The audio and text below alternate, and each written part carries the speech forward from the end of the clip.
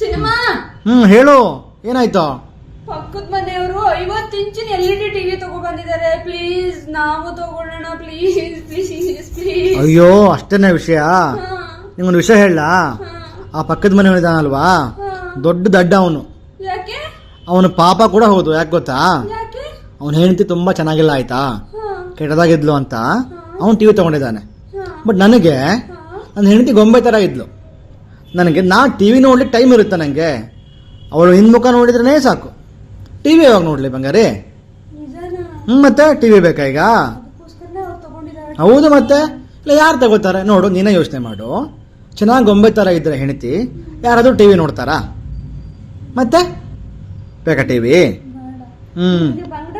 ಇಷ್ಟ ಅಲ್ಲ? ಹೌದು.